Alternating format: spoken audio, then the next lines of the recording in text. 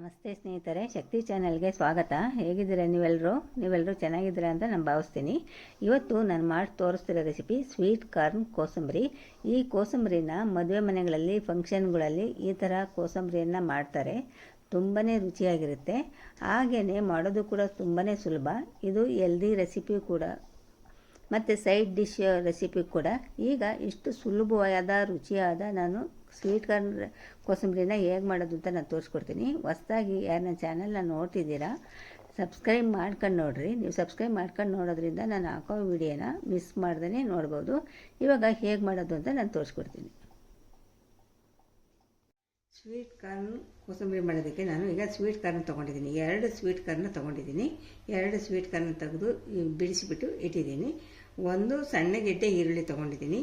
ಇದು ಸೌತೆಕಾಯಿ ತೊಗೊಂಡಿದ್ದೀನಿ. ಒಂದು ಅರ್ಧ ಭಾಗ ಸೌತೆಕಾಯಿ ತೊಗೊಂಡಿದ್ದೀನಿ. ಕೊತ್ತಂಬರಿ ಸೊಪ್ಪು, ಒಂದು ಚಿಕ್ಕದು ಟೊಮೆಟೊ ಮತ್ತು ದಪ್ಪ ಮೆಣಸಿನಕಾಯಿ, ಉಪ್ಪು, ಖಾರದ ಪುಡಿ, ಚಾಟ್ ಮಸಾಲ, ಕರಿಮೆಣಸಿನ ಪುಡಿ ಮತ್ತು ಜೀರಿಗೆ ಪುಡಿ, ಹಸಿರು ಮೆಣಸಿನ್ಕಾಯಿ ಇಷ್ಟನ್ನು ಹಾಕ್ಬಿಟ್ಟು ಇವಾಗ ನಾನು ಸ್ವೀಟ್ ಕಾರ್ನ್ ಕೋಸಂಬರಿ ಮಾಡೋದು ಹೇಗೆ ಅಂತ ತೋರಿಸ್ತೀನಿ.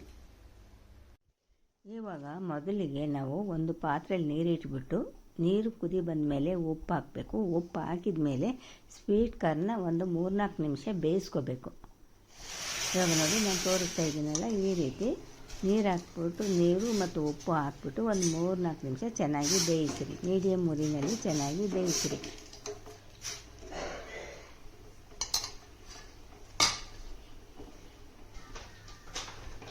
ಇವಾಗ ನೋಡಿ 3-4 ನಿಮಿಷ ಆಗಿದೆ, ಬೆಂದಿದೆ.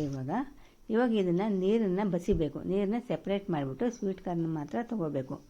ಈಗ ನೋಡಿ ಸ್ವೀಟ್ ಕಾರ್ನ ಬಸಿದ ಮೇಲೆ ಸೆಪ್ರೇಟ್ ಮಾಡಿದ ಮೇಲೆ ತಣ್ಣಗಾದಮೇಲೆ ಒಂದು ಬೌಲಿಗೆ ಹಾಕಬೇಕು. ತಣ್ಣಗಾದಮೇಲೆ ಹಾಕಿರಿ. ಬೌಲ್ಗೆ ಹಾಕಿದ ಮೇಲೆ ಒಂದು ಸಣ್ಣ ಗೆಡ್ಡೆ ಈರುಳ್ಳಿನ ಸಣ್ಣದಾಗಿ ಹೆಚ್ಚಿಟ್ಟಿರೋ ಈರುಳ್ಳಿನ ಹಾಕಿರಿ. ಹಸಿರು ಮೆಣಸಿನ್ಕಾಯಿ, ಟೊಮೆಟೊ, ಚಿಕ್ಕದೊಂದು ಟೊಮೆಟೊ, ಸೌತೆಕಾಯಿ ಸ್ವಲ್ಪ, ಎಲ್ಲದನ್ನು ಸ್ವಲ್ಪ ಹಾಕಿರಿ.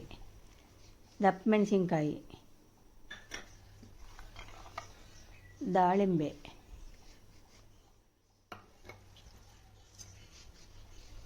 ಖಾರದ ಪುಡಿ, ಜೀರಿಗೆ ಪುಡಿ, ಕರಿಮೆಣಸಿನ ಪುಡಿ ಮತ್ತು ಚಾಟ್ ಮಸಾಲ, ರುಚಿಗೆ ತಕ್ಕಷ್ಟು ಉಪ್ಪು, ಕೊತ್ತಂಬರಿ ಸೊಪ್ಪು ಇಷ್ಟು ಹಾಕ್ಬಿಟ್ಟು ಚೆನ್ನಾಗಿ ಮಿಕ್ಸ್ ಮಾಡಿರಿ. ಇಷ್ಟೇ ನೋಡಿರಿ, ತುಂಬಾ ಸುಲಭ. ರುಚಿ ಅಂತೂ ತುಂಬಾ ಚೆನ್ನಾಗಿರುತ್ತೆ. ಇದು ಊಟದ ಜೊತೆ ಸೈಡ್ ಡಿಶ್ ಆಗೂ ಕೂಡ ಮಾಡ್ಕೋಬೋದು, ಇಲ್ಲ ಊಟದ ಜೊತೆ ಸೈಡ್ ಡಿಶ್ಶು ಇಲ್ಲ ಅಂತಂದರೆ ಹಾಗೆ ಕೂಡ ತಿನ್ಬೋದು. ಸ್ನ್ಯಾಕ್ಸ್ ಥರನೂ ಕೂಡ ತಿನ್ಬೋದು. ತುಂಬಾ ಚೆನ್ನಾಗಿರುತ್ತೆ. ನೋಡಿ ಈ ಥರ ಎಷ್ಟು ಸುಲಭವಾಗಿ ರುಚಿಯಾಗಿ ಮಾಡ್ಬೋದು. ಮನೆಯಲ್ಲೇ ಮದುವೆ ಮನೇಲಿ ಮಾಡೋ ಥರನೇ ಮನೆಯಲ್ಲೇ ಸುಲಭವಾಗಿ ರುಚಿಯಾಗಿ ಮಾಡ್ಕೋಬೋದು. ಇವಾಗ ನೋಡಿ ರೆಡಿ ಆಯಿತು ಕೋಸಂಬರಿ. ಸ್ವೀಟ್ ಕಾರ್ನ್ ಕೋಸಂಬರಿ ರೆಡಿ ಆಯಿತು. ನೋಡ್ತಾ ಇದ್ದೀರಲ್ವ, ಒಂದು 5-10 ನಿಮಿಷ ಸಾಕು ಇದು ಮಾಡೋದಕ್ಕೆ. ತುಂಬಾ ಸುಲಭ. ನಿಮ್ಮ ಮನೆಯಲ್ಲೂ ಖಂಡಿತ ನೀವೊಂದು ಸಲ ಟ್ರೈ ಮಾಡಿ ಅನಿಸಿಕೆ ಅಭಿಪ್ರಾಯಗಳನ್ನ ಕಾಮೆಂಟ್ನಲ್ಲಿ ತಿಳಿಸಿರಿ. ಈ ವಿಡಿಯೋ ನಿಮಗೆ ಇಷ್ಟ ಆದರೆ ಒಂದು ಲೈಕ್ ಕೊಡಿ, ಶೇರ್ ಮಾಡಿ. ಪ್ಲೀಸ್ ನನ್ನ ಚಾನಲ್ಗೆ ಸಬ್ಸ್ಕ್ರೈಬ್ ಮಾಡಿರಿ.